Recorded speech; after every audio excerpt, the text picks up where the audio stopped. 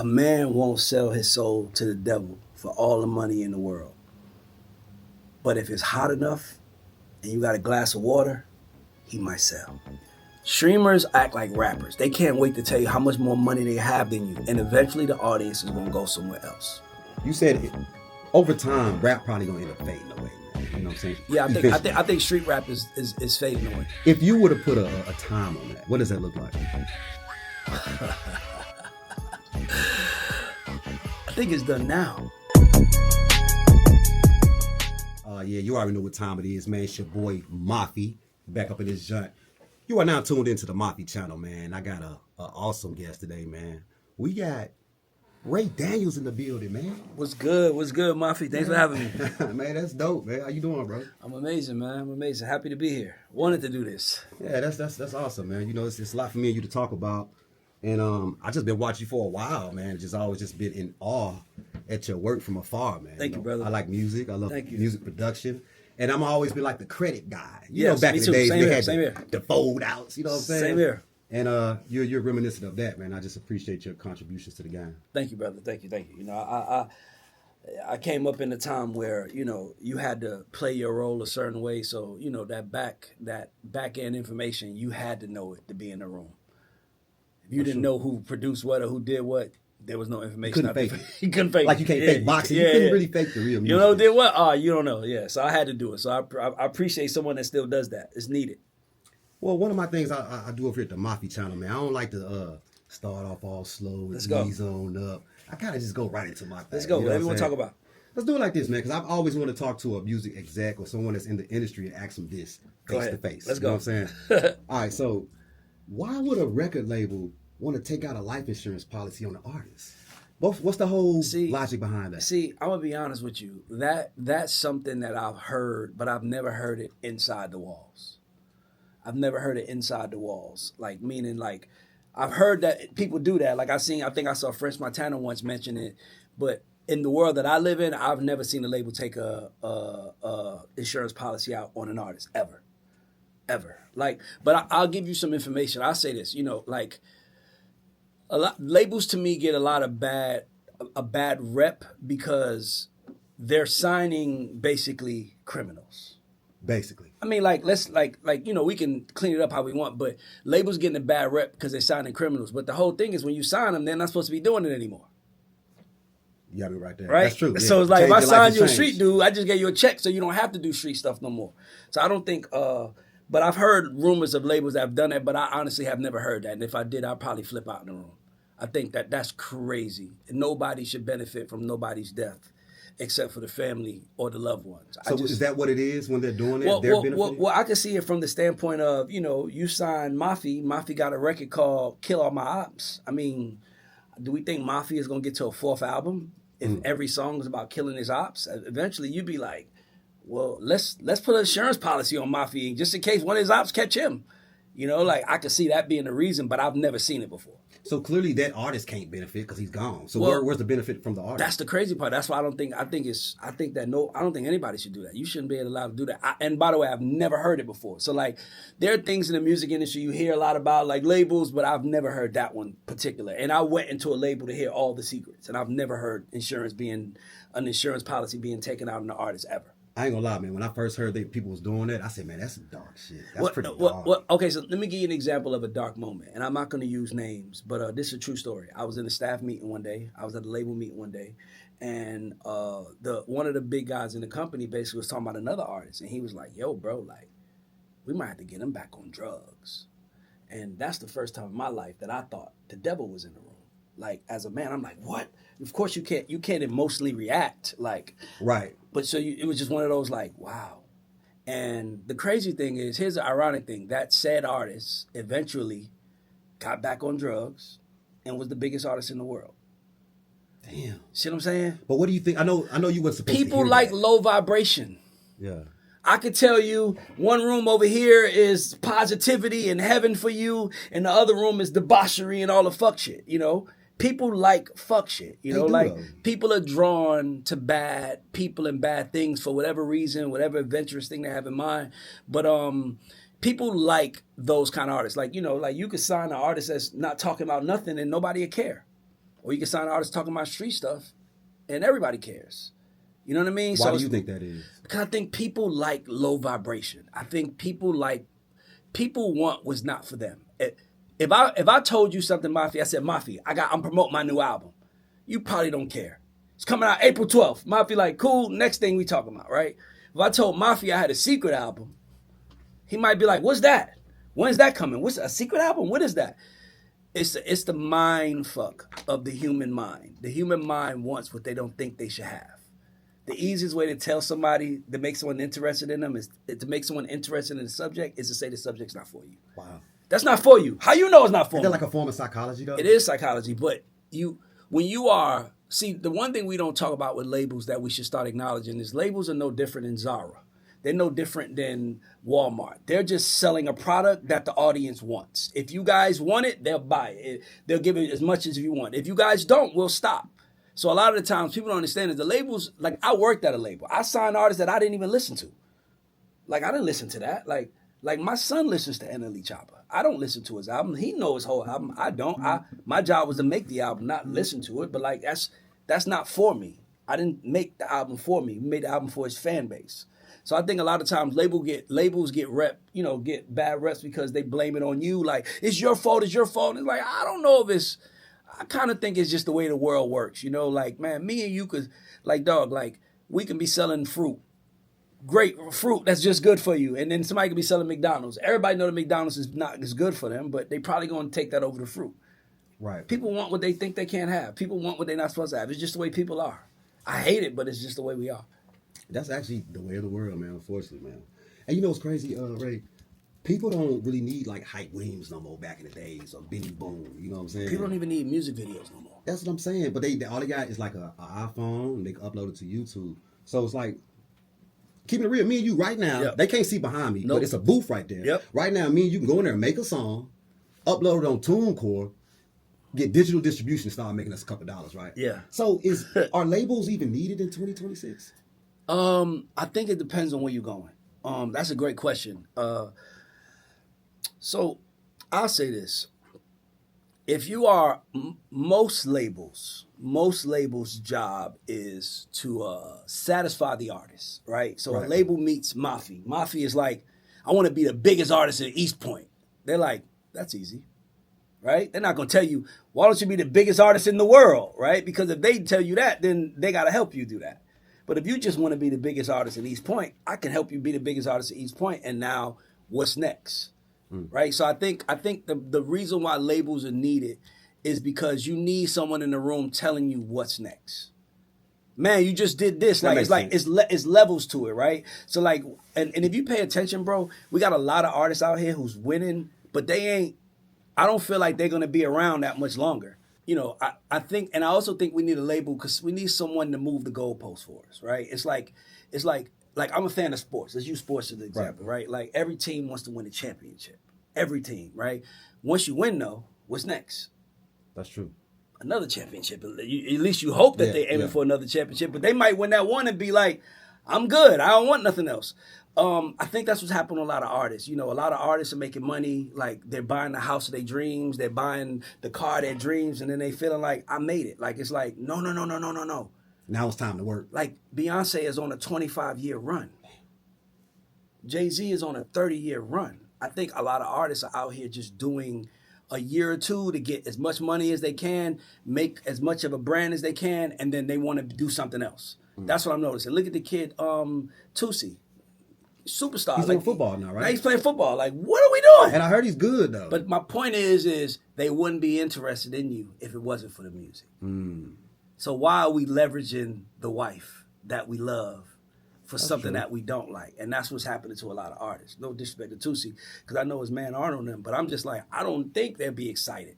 Like I know that's your dream to play football, but I'm a label. My goal is to have you be a global superstar. That's so basically, if that was your artist, you'd be like, that's dope, but what can we get back to? How do we benefit from that? Yeah. Like, I mean, like, are you, my thing would be like, where are you spending your time?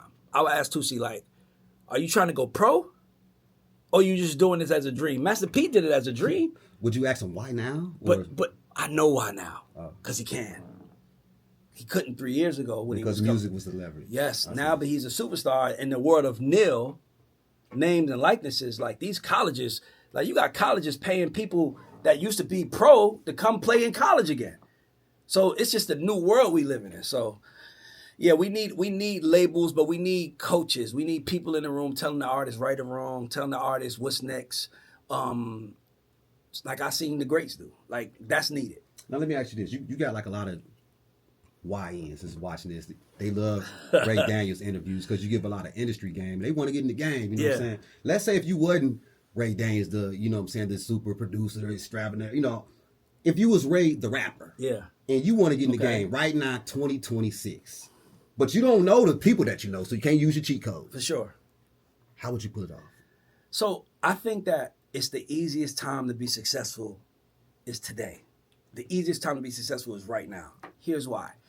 Because right now, we all have our phones in our hands. Everybody's getting discovered on your phone. I would tell, if I'm Ray Daniels the rapper, I'm populating your phone. If I'm Ray Daniels the rapper, I'm populating the internet with my stuff. Like, I'm rapping about any and everything, right? I always say, why don't people just rap about stuff with their kids around the house? Like, if you could rap, right? Like, just think about that. If you got a nice pen, why wouldn't you just rap about babysitting my kids? I'm gonna give you an example. It's this kid that's blowing up right now. The white kid, Jay Wick. Okay. He rapped about pork chops in the sandwich and eating a pork chop sandwich. He's on my platform. This kid named Jay Wick. But the reason why it's working is because he's being his authentic self. He's being exactly what you see. I think if I'm an artist, I'm gonna give y'all what I see. I'm a family man, so I'm gonna rap about being a family man. I'm a father. I'm gonna rap about being a father. But like, you a father. Like, right. My son is 16, 17. Like, there's struggles. There are ways that we could connect with each other immediately. So I always tell, if I'm Ray the rapper, my goal is to do exactly what I'm Ray the rapper now. I just don't rap. Like, I'm Ray the rapper now. I'm marketing myself. I'm putting a message out there. I just don't make songs. But I'm Ray the rapper. When people want to talk to me, I talk to them about what I'm doing, where I'm going, and it usually works. And more people want to talk to me. So I think artists are missing out because they are so focused on music. Music doesn't matter anymore. Everybody's making music. We want to know you. Like, it's like, for example, I'm on the Mafi channel right now. You can have a channel now. Think about that. When we was kids, it was no, you have a channel? Where does it live? Where does it go? Right. We have so many options to win right now. And I feel like most artists are losing because they're only focusing on the art. They forgot there's a person attached to it. Like I always say, like Biggie. I was 14 when Biggie came out and he goes, "This album is dedicated to all the people that told me that I amount to nothing. It's to all the people that called the police on me when I was hustling, just trying to feed my daughter, and all the people in the struggle. It's all good." Like, think about that. If you're listening to that song as a 14-year-old kid, that's for me.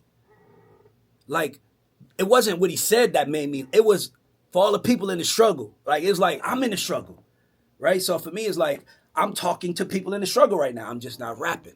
I'm just not saying it was all a dream. I'm giving game though without rhyming. So it's the same concept. I always tell people, like, in this new world, you got to populate the internet. It's not about going higher. It's about going wider. Everybody makes a mistake because everybody want to brush through that door. Immediately. Nah. What floor we on?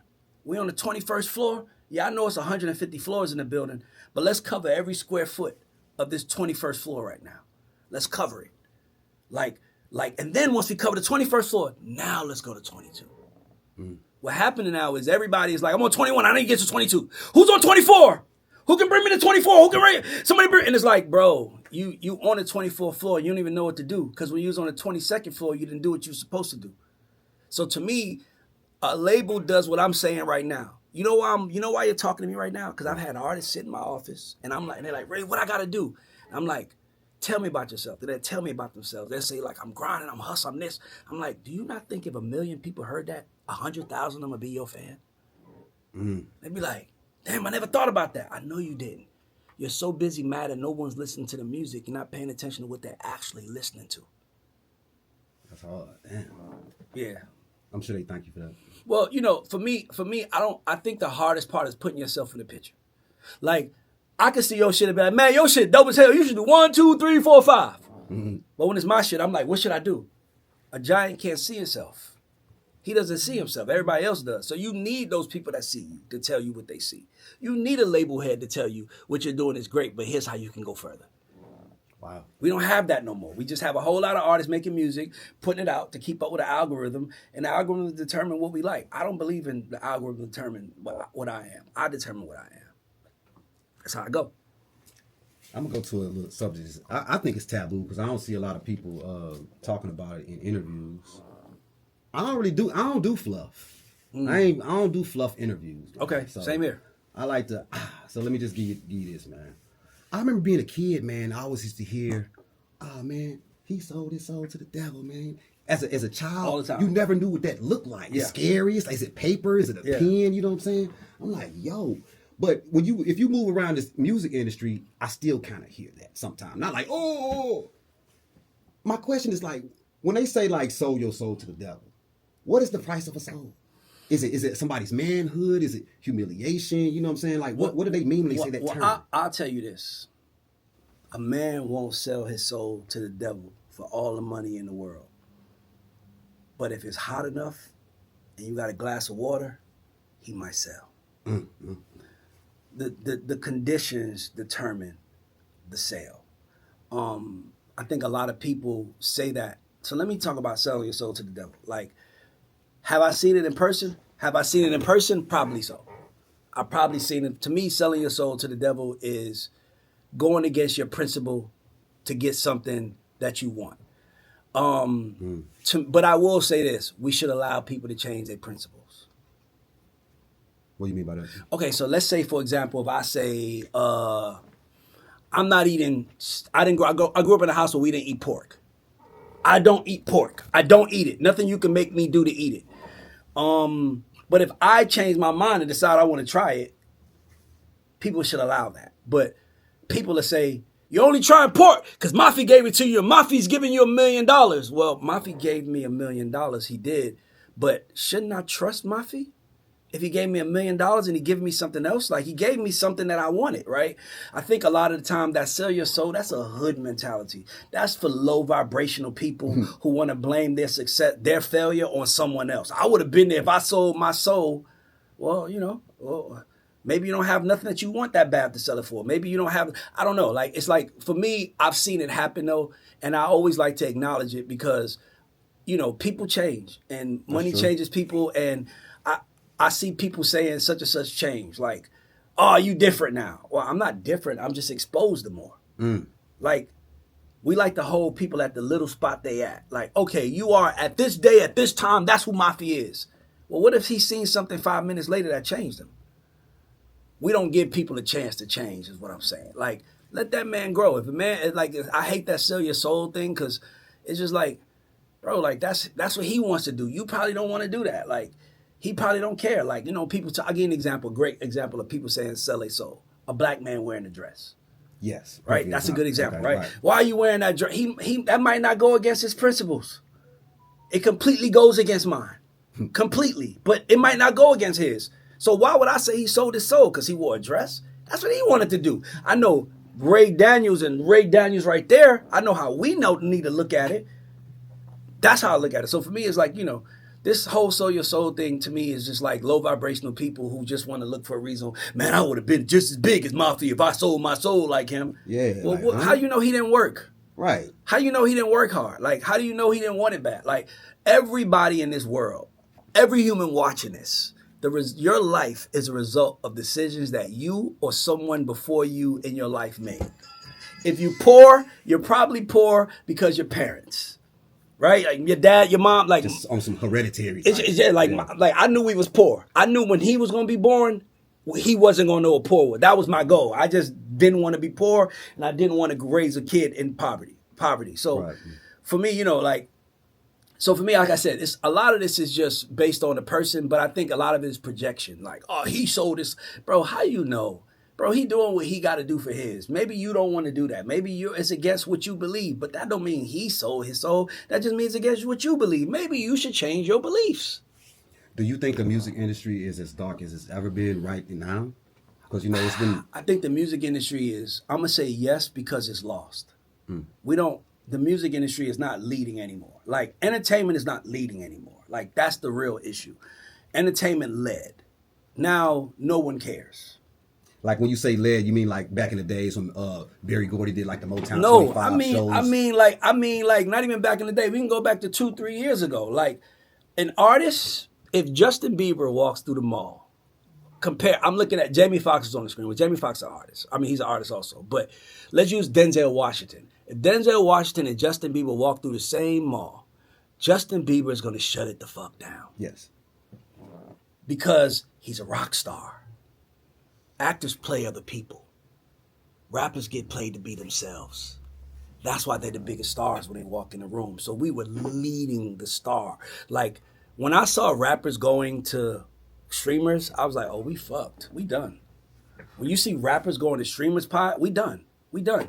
Y'all supposed to be like the streamer's the guy in the corner that nobody cares about. You're the guy everybody watch. Now you going to the guy in the corner? Oh my God. And you know what's funny, bro? My very next, that's a great segue. Because the very next topic is literally streamers versus rappers. Okay. Yo, I'm like, yo, Ray is good. I like this, man. So you walk me right to it, man. Let me go ahead, man. Why do you think, well, this is what they say. I don't know. Yes. I don't count people's pockets. Why do you think they say streamers are richer than rappers today? And what does that say about monetizing personality? I think the streamers are going to burn out just as faster than the rappers, right? Hip hop is the only subject. It's the only thing in the world where you pay people to rap about having more than you. Yes. Like, it's the only thing in the world where I'm gonna pay $200 for your concert. I'm gonna stream your music. I'm gonna buy your merch for you to stand on stage and brag on how much you richer than me you are. And it's and I think what happened was the audience caught up, and I think the audience is catching up is the streamers too. I think the streamers gonna get caught up. I think anytime a streamer goes on about how much money they got, they're gonna turn off the audience eventually. Eventually, the audience is gonna get tired. Because eventually, you're a poor kid. You're like, man, I'm tired of being poor watching them get rich. I don't think that you should ever brag on how much money you make. Like, think about that. Like, you know how much money athletes make? Like, if you're making $30 million a year, like if you're making $24 million a year, like that's the easy number. $24 million a year is $2 million a month. That's $500,000 every week you're getting to play a sport. Now, imagine if they bragged on how much money they had. We wouldn't go see them like that. It'd be like kind of disgusting. I don't want to go. That's my point. Streamers act like rappers. They can't wait to tell you how much more money they have than you. And eventually the audience is going to go somewhere else. You should never brag on having more than your audience. That shit is old. It's played out. We got access to too much information now. So you don't think that the streamer money will end up outlasting music royalties? Well, I mean, it's unfair to say outlast because people have been getting music royalties since the 40s and 50s and 60s. Music has been killing it since the 30s, 40s, and 50s. Streaming is something that just started killing in the last 10 years. So do we think that people are going to be making money from streaming in 2047? I don't know. I mean, to play devil's advocate, you know what I'm saying? They didn't think rap was going to last back in the 80s. They thought that shit was going to last. You know who knew it was going to last? Us. See, the difference between rap and streaming is that rap is a culture based on its economics. It's based on where we were. That was our way out. Like, I remember being a kid. Like, if you rap, we moved either you sold crack rock, you had a wicked jump shot, or you could rap. That's the only way you can get out the hood, right? So I think that rap has been the only thing that's been. Rap has ran its course. I don't think it's nowhere for it to go, bro. Let me tell you another thing I realized. I've been saying this forever. Let me tell y'all something. Hip hop turned 50, 2 or 3 years ago? Okay, cool. Black folks are just getting to the point where we can sit at the table together. When I was a kid, I'm pretty sure when you was a kid too, when you was a kid, you and your mom didn't listen to the same music. Right? When Drake drops, he cares. When Kendrick drops, he cares. Which means that we have a commonality now. Which means that we have a reason to sit at the table and talk to each other now.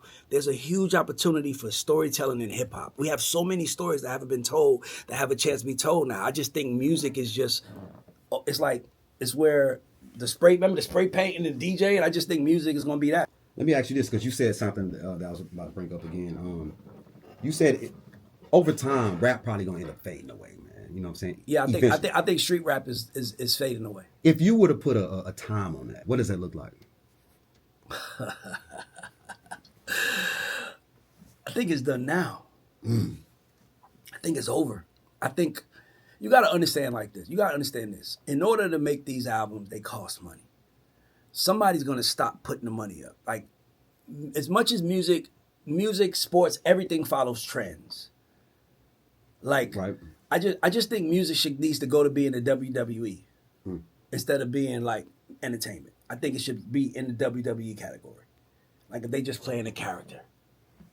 Like, that's not who Pooh Shiesty really is. He goes home and he's someone else.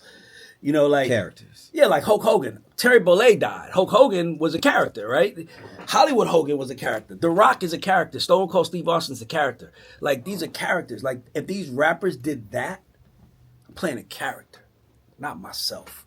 I'm rapping about. Hey, some of these rappers are method actors. That's so real. You're right.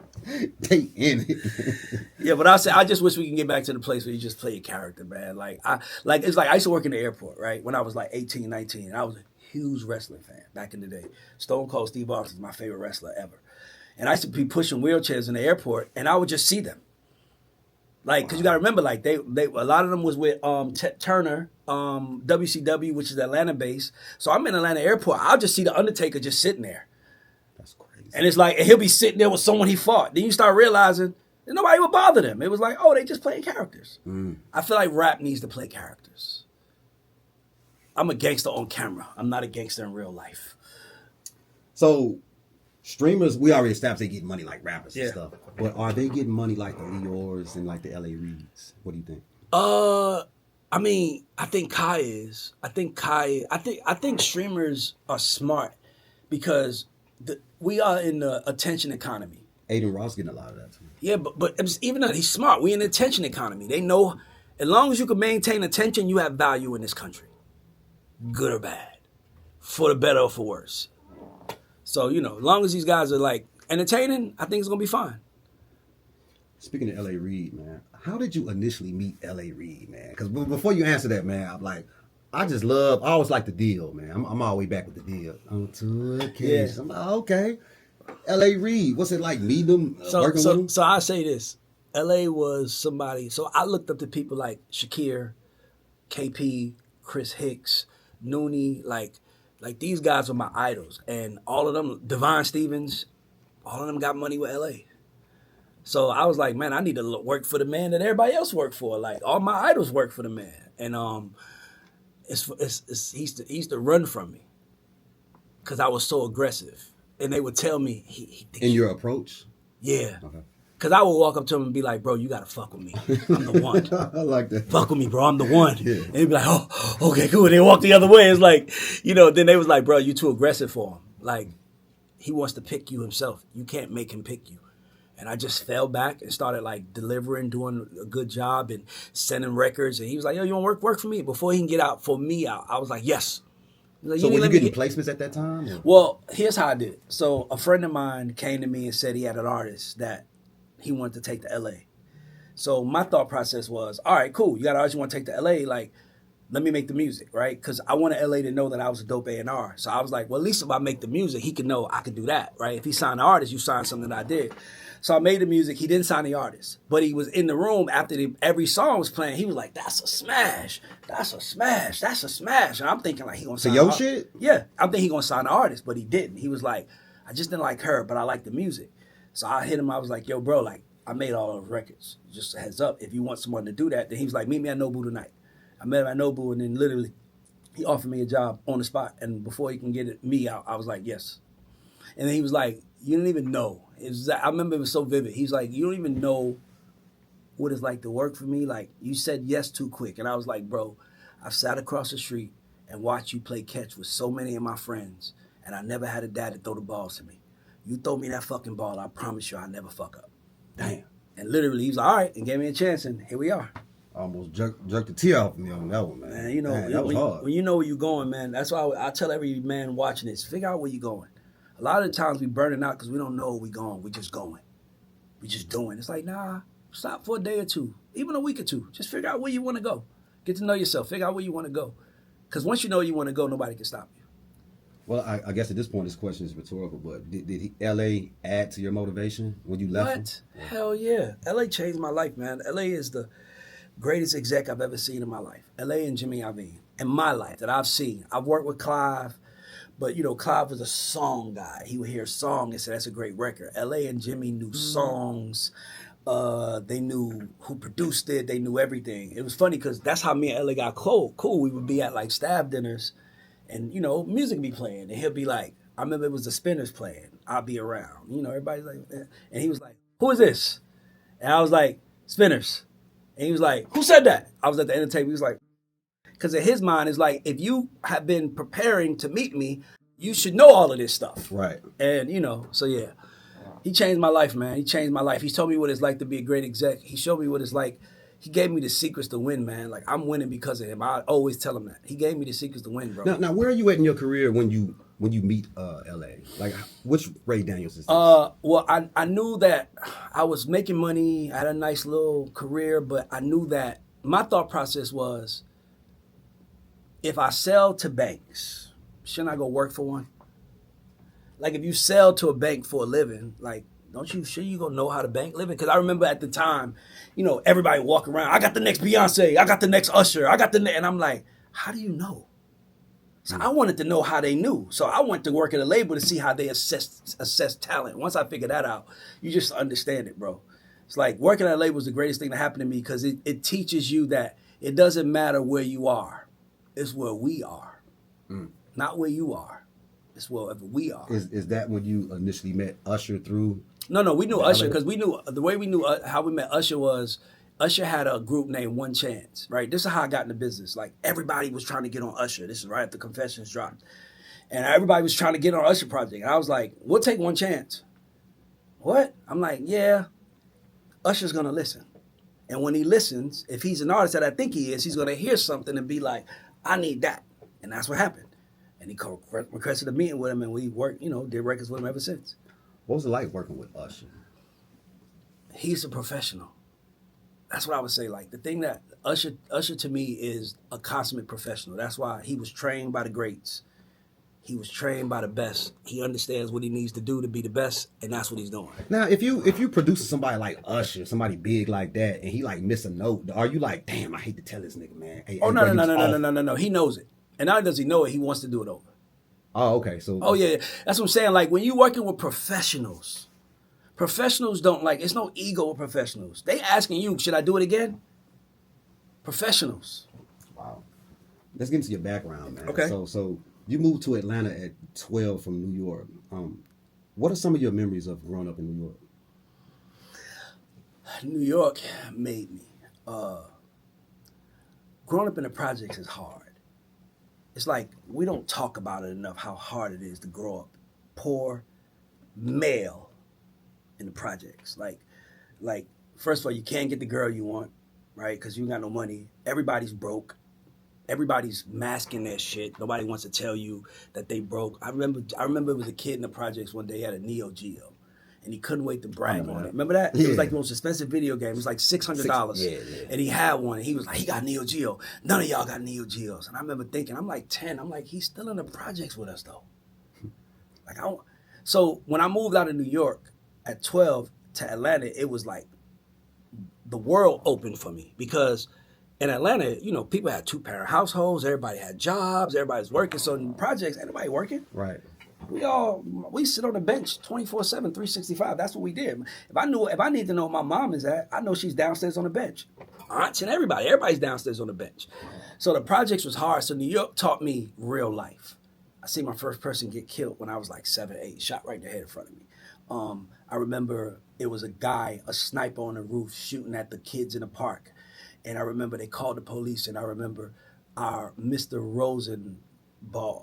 Rosenberg was the guy that he went up and stopped him. Like, our teacher stopped him, ran him away. Like, New York is a hard place, man. Like, people that come from there, they different, man. Like, they different.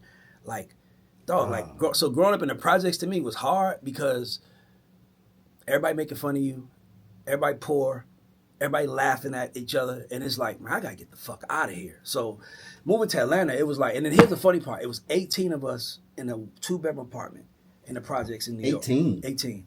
Damn. My story is crazy, but it wound up being 14 of us that moved to Atlanta because my mother came later. My mother, my sister, and my brother and her man and my stepfather, they came. Those 4 came later. I was the oldest, so they let me go. So, you know, I remember we moved to Atlanta at 14 and they was making fun of us. How many of y'all in that 14-bedroom and that 4-bedroom house? We was like 14. What? They used to be clowning. I'm like, what's so funny? It was 18 of us in a 2-bedroom. Like, we got 2 baths, 4 bedrooms, a backyard. Like, shit, that should be more than 14 if that's the case. So Atlanta woke me up because they was like, y'all don't live normal. That's not normal to have that many people in the house. It was like, oh shit, it was normal to me. Everybody in the projects had 8, 9 people in the house. So when you first moved to Atlanta, can you remember what the music scene was like? Nigga, I remember everything. Nigga, the number 1 song was in Atlanta was Kilo, Do You Hear What I Hear? Ghetto Boys, Mind Playing Tricks on Me was out. R&B was like really big at the time. So like rap was like, that's what the kids do, you know, like it was the kiddie thing, you know. So rap wasn't rap didn't start really getting taken serious like 95, 96. That's when it stopped being a kiddie thing. But like 91, that shit wasn't serious. Like every rapper was broke. I know you came across working with like a lot of different artists and stuff like that. Have you ever worked with Diddy? Well, worked with him, no. In the studio with him to work on Cassie, yes. Really? What project was that? The album that never came out. This when we working with Puff was right around when him and Cassie was, I guess, going through that. Nobody knew though. Right. We was just in the studio every night. You know what's crazy, man? I'm from that whole era, man. I'm just telling you, man. I just still remember him just as Puff Daddy, this happy-go-lucky dude, dancing all in the videos. He made shit lit. Yeah. I'm like, okay, I like dude. His ad-libs, I like that. It was exciting. Fast forward to now, for me personally, it's kind of hard to watch the Puff Daddy that I grew to love become to be this guy. You know what I'm saying? What are your thoughts on how his whole thing is outflowed? If we don't start separating the man from the work, we're not gonna have anything to celebrate in society. Was Puff a bad guy? Probably so. Yes. Did that mean that his music was bad? No. It just means that it's like dog. We got DJI equipment on us right now. Right. The CEO of DJI might be a dick. He might be beating his girlfriend up right now. We don't know. So we don't say nothing, right? But once you do know, then it's like, man, take this DJI shit off me. I'm not supporting that. Right, you know, right. But it's like, but you didn't know you were supporting it. He's already rich. He already got everything. When you met Cassie back then during that time, I'm not trying to go into the whole Cassie thing, because to me, that's I didn't see nothing. So you can ask me anything, but I didn't see much. These are just questions I want to know. Sure. You know what I'm saying? What was she like? You know what I'm saying? Was she cool? Was she friendly? Like, what was her personality like? Well, you know, people are always nice to us because we are the gas station. My team is the team that you plug in to get the hit. So nobody treats us bad. Right. Cassie was like, she was a sweetheart anyway. I mean, I remember the first time, I remember her and Puff kissed because we heard they was together. Mm-hmm. And he kissed her in front of us. And he was like, yeah, that's my girl. He's like, she a good girl, right? I was like, yeah. Like, oh, they really are together. You know, this is when you didn't know if they was together. Right. And I was like, oh, they really are together. But I think we got to learn to separate the man from the work. I think that, like I'm watching Jamie Foxx on screen right now. I love his work, right? Well, Jamie Foxx is doing something bad in his personal life. Should I not like his work anymore? Right. To me, it just becomes separated. Yeah, it's like we got to learn to separate it. So watching Puff fall has been interesting to me because he's a giant to me. He's a giant to you, yeah. And now you're seeing people at the streaming awards making fun of him. Like, wow, like that's what we are now in society. Well, now they like making fun of Diddy when Diddy was the man. If he was in the room was the room. It's just watching it play out. It's interesting. Now let's keep it real, man. We all know when he come out, he gonna go crazy. He gonna be bigger than ever. I want to ask Mr. Reid Daniels, how do you think he's gonna pull it off? Through what avenue? I think the worst thing Puff could do when he get out is ask for attention. I think when he gets out, he should just go away. Make us miss you. Make us miss you. Like, that's what I would tell him to do. Like, people forget. That's true. People forget. Like, and then sometimes people want you so bad that they be like, why did we like him anyway? Cassie's paid. Let him back. Yeah. So for me, I feel like the best thing he could do is just not ask for attention. Just get out and be Puff. Throw some parties, not invite people. Throw some exclusive parties. None of y'all could come. You know what I'm saying? Like, just get back to being Puff. Just fall back and everything pretty much work out. Well, I'll put it like this. He's not, half the world loves him, half the world hates him. He's only in jail because a judge gave him 50 months. When he gets out, there's still going to be people that love him. He'll be fine. Did you think that was excessive? Hell yeah. I mean, but he deserved it. Here's why. You beat the trial. You beat the trial. All you had to do was set and shut the fuck up. Everybody be quiet. The judge still got to judge me. But you're like, he got an event tonight. He got an event on Saturday. He got an event on this. It's like, oh, you got an event. You think it's sweet. Oh, you don't know that I can give you. So I give you 50 months. He got 50 months for doing something that everybody does. Think about that. We in a different world, bro. That's what I'm telling you. Don't fuck up, bro. Be perfect. Get you a wife. Get you some kids. Every man, listen. Get you a wife. Get you some kids and just love them. We live in a new world now, bro. It's no more games. Do, man. There's no more, bro. You can't fuck up no more. Yeah. You can't play around no more. And you definitely can't be famous and fuck up. Bro, you can't be famous and do anything. You might as well, if you famous, you might as well just stay home. I remember when I first got in the music business, I could never understand like why celebrities had these big ass houses, right?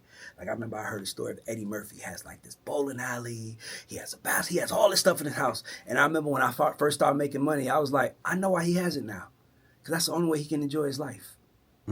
Anywhere else he goes, he's Eddie Murphy. He goes and pick up basketball, somebody's filming him. I just might want to shoot the ball.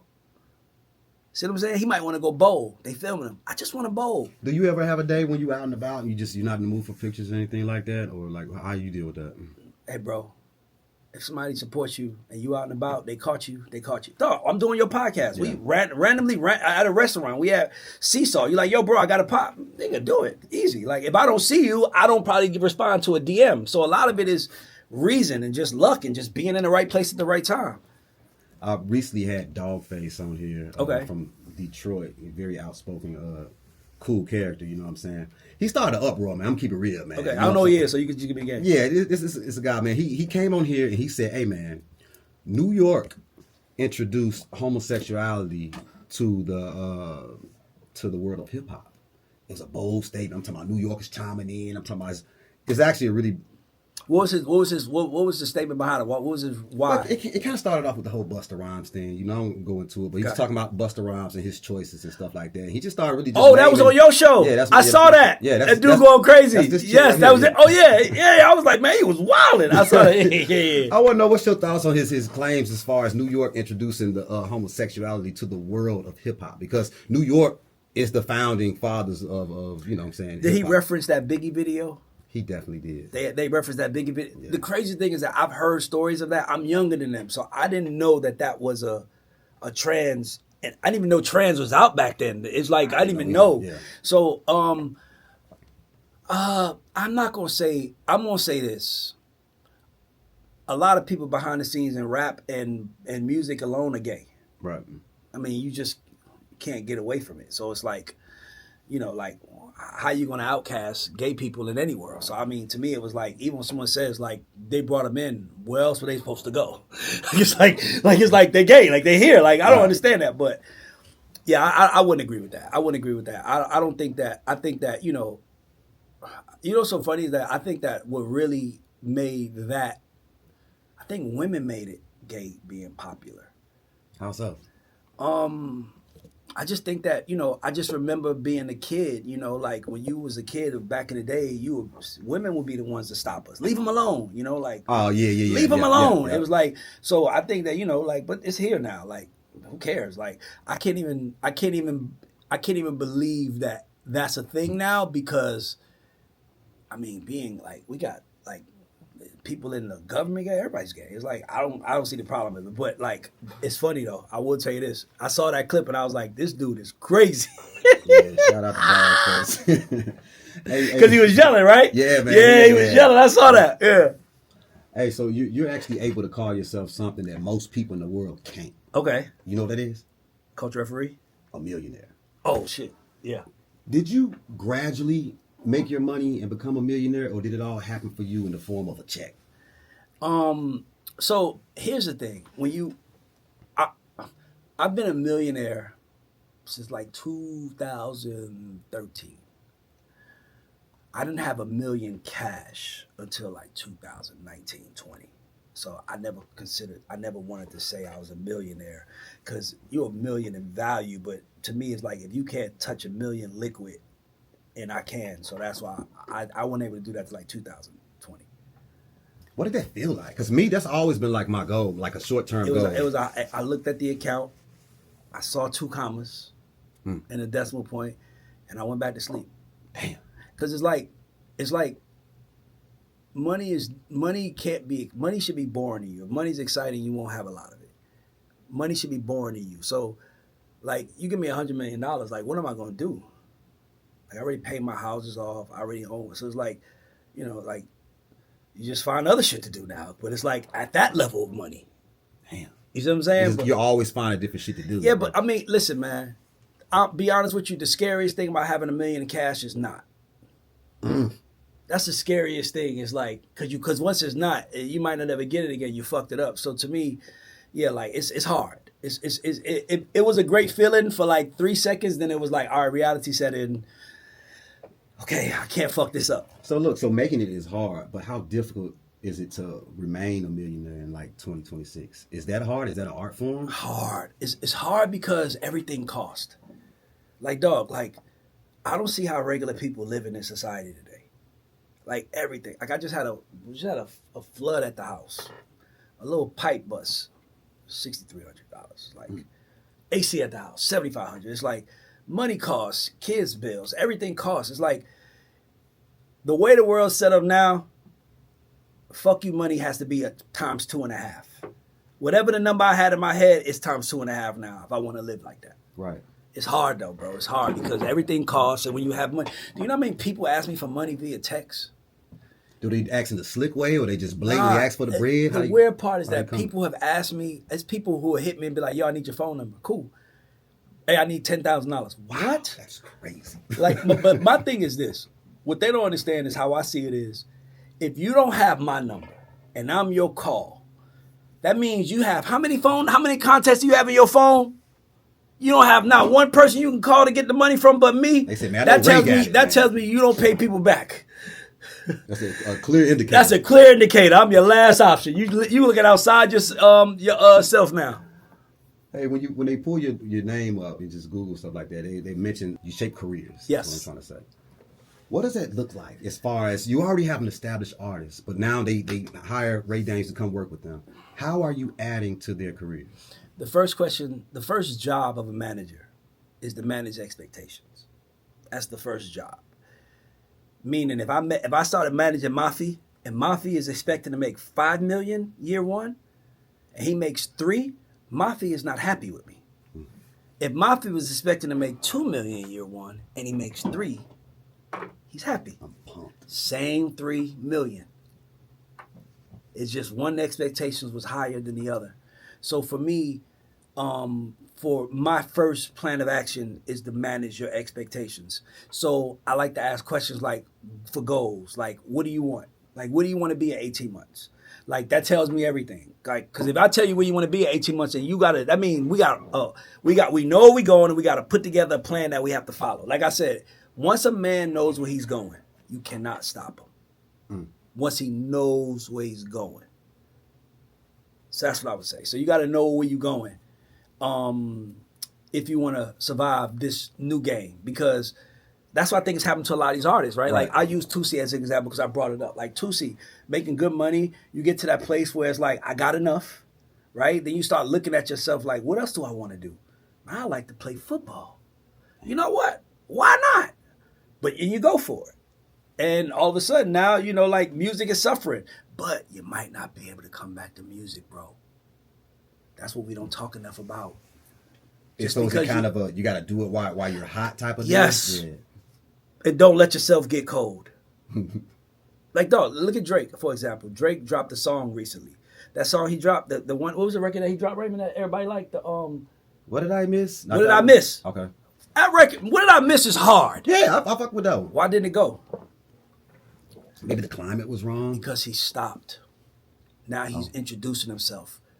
If you in a hamster wheel, and you just next, it's just next. But when you stop, now you're like, hey, go record, what y'all think? Now you gave us a chance to think. Oh, hold on, what did we miss? Before you were just going upside our head. Before you were just beating us down, even if we didn't like it, it was just so much coming that we liked something, or the world liked it and we couldn't say anything about it. So to me, I say, and nobody can, if Drake The biggest artist in the world can't afford to stop. Because that happens to him. You got a Drake credit, don't it? With the Nicki Minaj song and him. Only, and yeah, we did Brown. only. Yeah, we did only. Dang, that was a hot song. Yeah. How'd your involvement? How did you get involved in that song? Well, my guys wrote the hook. They wrote Chris Brown part. Not my real niggas only. Bad bitches only. So yeah, we did that. Let me ask you this before I get to my next set of questions. I'm almost done here. How hard is it to get placements and stuff like that if you're just not starting out? Hey, check me out. Placements is hard because placements is like getting married. Once you're married, now you're a wife or a husband. They can never take that from you. Once you get a placement, that's the hard part. I can come in the room. See, Ray coming in the room with a Mafi record is different. Ray has placements. Right. Ray knows what to play, right? But if Ray don't have no credibility and I come in the room with a Mafi record, man, because now I got to trust that what you said right there is cool. What you said is going to work. Right. Most of them don't know what's going to work. That's why they don't have incredible careers. If they knew what a hit was, then everybody would have them. I just got a couple more of them. Let's go, man, because this is dope. Man, what was your thoughts on? I know you. Do you watch the internet like we watch the internet? Are you scrolling social media and seeing the same shit we seeing? Yes. Man, what did you think, man, when Dame pulled up on Jim like that with straight smoke? I think that's some local shit. Like Dame and Jim, like that's some Harlem shit. Like it's weird because I was thinking about that because it was like everybody was mad at Jim because he was going to get his man to beat up Dame. But that was some Harlem shit. If Jim was in fucking Philadelphia, you would expect his peoples to stand up for him. But because he's in Harlem, it's like, nah, we don't do that in Harlem like that. So I hope him and Dame fix their shit, man. But, I think Dame is going to come back really strong. That'll be dope. I'm rooting for Dame. I think Dame... This what Dame should do, and I hope I call him and tell him that he might not want to listen, But Dame should think like Trump. Let me tell you why Trump is smart. When Trump had his back to the wall, Donald Trump, the president, before he became the president, I don't know if anybody knows this story. When Trump's back was to the wall and he was filing for bankruptcy, you know what he did that made him smart? You know what he said? He went to the banks and said, "I got the name. My name's still good. Trump. How about this? You keep the buildings. I'll just pay me for the names." Damn. So Trump don't own none of those buildings. His name's It's the gone. name that's on there. Dame Dash, like I seen him executive producing a female show. He understands. Come in and out now. Come into space, leave. Oh, I'm gonna executive produce his show. I'm gonna executive produce Mafi show, and I'm gonna show up on Mafi show, and I'm gonna have a piece of that. And you know we're gonna watch because he's there. He's figured it out. It just can't be Dame Dash anymore. And that's what Trump figured out. I gotta save the name. That's almost like the McDonald's story when Buddy was going into business with them. He said, "You know what? I'm gonna just own the land." Yes, exactly. It's something like that, right? Yeah. So it's like Dame just figured it out. And to me, Trump just figured it out. He just figured out like that owning these buildings. That means I gotta pay for maintenance. I gotta pay for mortgage. I gotta pay in taxes. I gotta pay. Now he like y'all own them. Pay me for my name. So he's in a surplus. So to me, what I would tell anybody is watching that story lets you know that anybody could come back. You just got to look at it differently. And to me, Dame Dash is a premium name in hip hop. He just needs something premium to be attached to. It's gonna be Dame year to come on back around. I hope it is, bro. I hope it is, bro. Because I think hip hop needs him right now. Well, speaking of Trump and Nicki, what did you work with Nicki? Well, the We credits worked, and stuff, yeah, right? yeah. So, what was your thoughts on seeing her kind of stand with Trump? And then she lost all them damn followers the next day, bro. Millions. So I'll say this. To me, I think, okay, bro, let's have the conversation. To me, it's hard because we live in a society that once people pick you, you can't pick anything else. It's unfortunate that Nicki can't be a Trump supporter and still have her own supporters. So that's the first thing I'm gonna say, right? Because I just hate the idea of like, you over there with them? It's like, bro, like somebody got to be over. I want somebody over there with them. I want somebody in that room that doesn't know that likes me a little. When it comes to making decisions, if they run in that room. So for Nicki, I just think that it was a terrible move. I think that whatever reason she did I hope it's worth it to her. But like, I hate that the fans turned on her because of it. Like it's like don't hold it to her. Like it's like this. If you like Ray Daniels, if you're a fan of mine, that's cool with me. But I promise you, if you're looking at this, we don't agree 100% on everything. We don't. It's like we don't agree. There's nobody in this world that I'm gonna agree 100% on. And we live in a dangerous place in society where we canceling people because they don't agree with us. And that's not fair, really. Eventually, we're not gonna have anything left. That's what's gonna happen. There's not gonna be nothing left.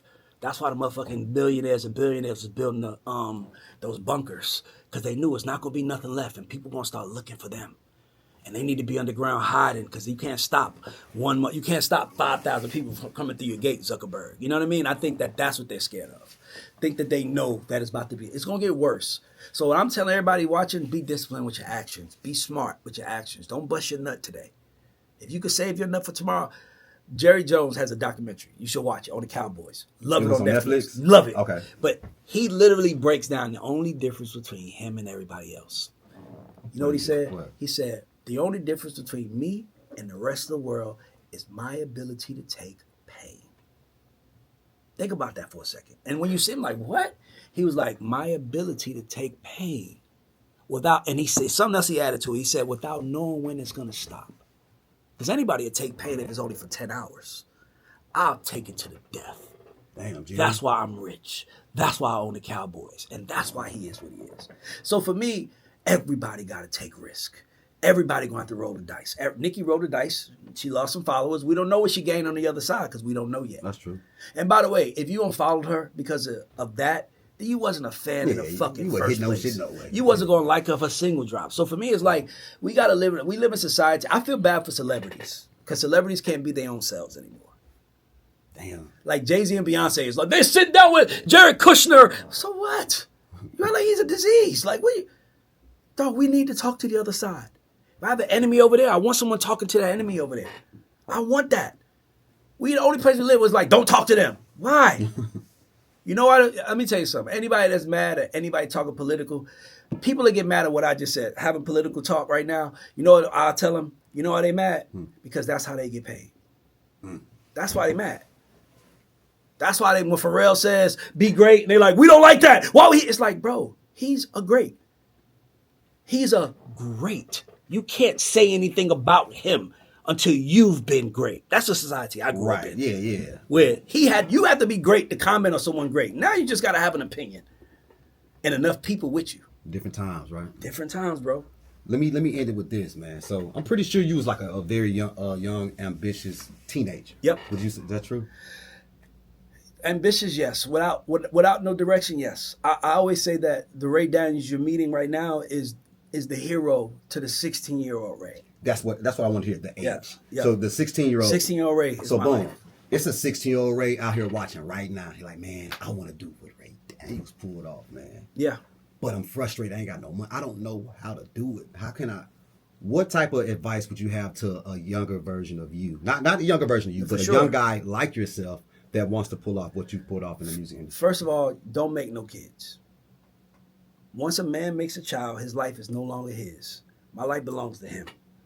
Don't make no kid. If you gonna make a kid, if you got a dream, don't make no kid until you in your dream. That's the first thing I'll say. If you're 16, I'll say this. Go to college. Don't use it for like I've been telling my son, go to college, and it's like college is where you meet your business partners in the future. So if you're not gonna go for anything, go for the network. That's what I would say. And not only that, it's good because anything that keeps your repetition of the same thing. So like my son is in a little trouble right now. You waking up every morning with me though. Every morning you're gonna wake up with me. You're gonna go to work with me. Like that's the key, is keeping them in repetition. If you're in a scenario where you're poor, don't listen to nobody above you, unless they're telling you the opposite of what they did. Like my Uncle Michael is why I'm successful. Because my Uncle Michael would tell me when I was a kid, like, there's a cycle that we all in, and once you get in it, Raymond, you can't break it. You got to break the cycle, Raymond. And I'm like, I'm 12, 11. Here, my uncle tell me I got to break the cycle. Really? He was giving it to you like that at 12? I was 11. He was like, you got to break the cycle. And I was like, I didn't even know what cycle he was talking about. And then I got older, 18, 19. Then it was like my mom was trying to make me get a regular job, and you're gonna work at Delta and this. And I was like, oh, this the cycle of life. Because when you're 16, everybody like, what do you want to be when you grow up? When you're 19, they're like, what are you? You better be something. Right. You see what I'm saying? So, yeah, man, the younger Ray, I would just tell him, bro, like, listen to yourself, believe in yourself, and don't put yourself in a position. And one other thing I'll give, always smile. A smile is the easiest way to get into any room. Just smile. Well, I'm gonna say this for the viewers that have never met you or been around you or anything like that. I want to say, man, just your energy, you exude just life, love, and just greatness. Really, you know what I'm saying? Thank you, bro. And it's a great vibe. It's an aura. You know how they say you got that going on for yourself, man. I think it's dope how you got your son with you and just seeing how dad moves. Yeah, you know what I'm saying? sure. Son, I'm that nigga. Yeah, you know what I'm saying? That's why I be wanting, and it's because of how I treat people. Like, that's the most important thing. See, people think people treat me nice because I'm successful. No, people treat me nice because I'm nice. I know plenty of successful people that people don't treat nice. People treat me nice because no matter where I'm in, I walk in this room, I shake his hand. Mm-hmm. No matter what's going on, I'm going to speak to everybody because that's what you're supposed to do. And, you know, I remember coming up, I would not like somebody. Like, just being honest. Like, I remember when I was a kid, I didn't like Puff. Just didn't like him. You know, because I was a hater. I'm like, I'm 18, this nigga rich. And then one day I was at a party. I was just hanging out when I was hanging outside the party. I'm lying. I wasn't in the party. I couldn't get in. And Puff walked out and he dapped me. I love him now. Right. So you start understanding like how people have preconceived notions about you. And then you see them and all of a sudden it's like, nah, like that's not what it is. Like, bro, like I speak to everybody. You know, that's how it was with like 6ix9ine, man. You know what I'm saying? Like I initially booked him for the first two Vlad interviews and it snowballed. Yeah. But you always see him on there on TV and you don't know how he really is. Yeah. Cool as hell, man. But you know what it is Super though? Cool. It was the thing with 6ix9ine is 6ix9ine is he's not wrong, but he's just not the character that can do it. And if I was his friend, I would tell him that. Like, everything you saying is wrong. Everything you saying, you're right. Like, they are double standards, but you're Mexican.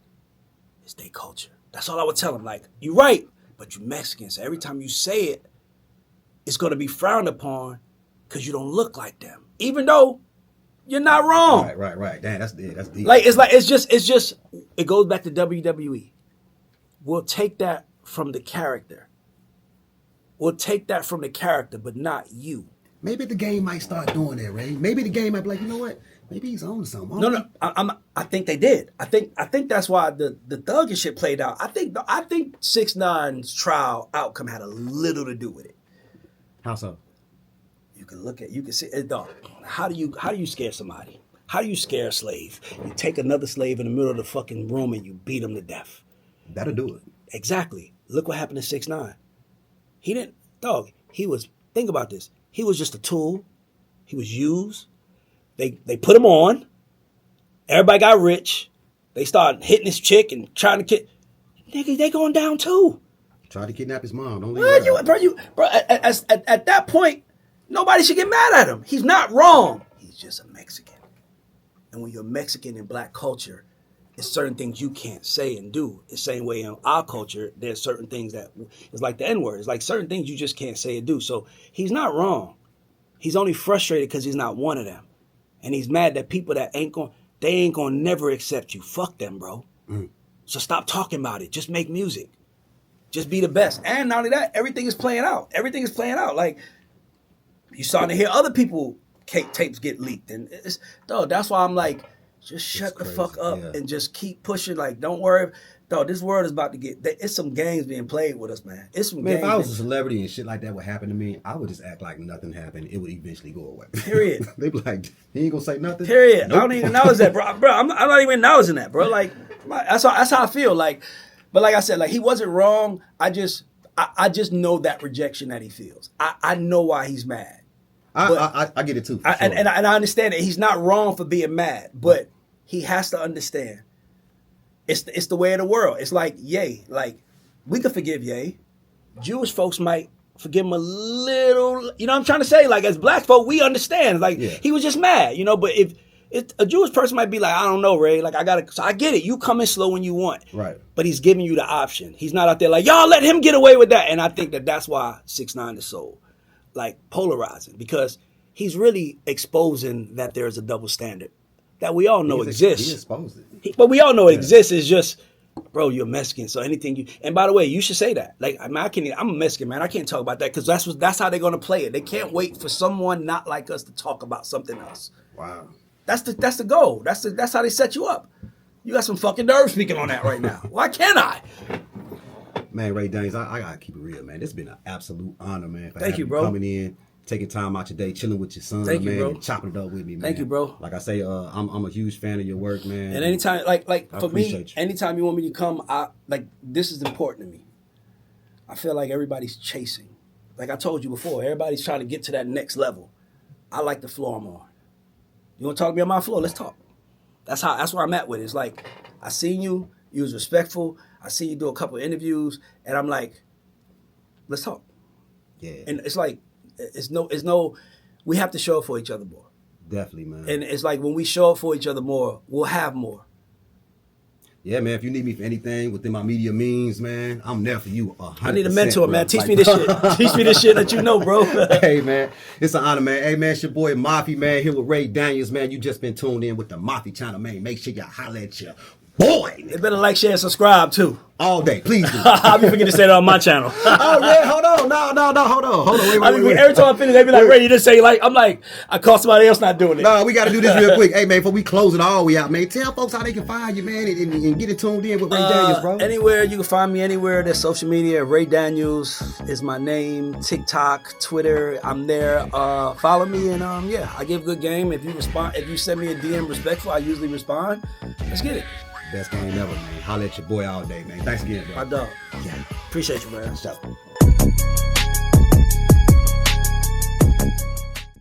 It takes a distinct individual to possess the desire to defy the law. Such individuals must exhibit audacity, fearlessness regarding consequences, and the traits of calculated risk takers.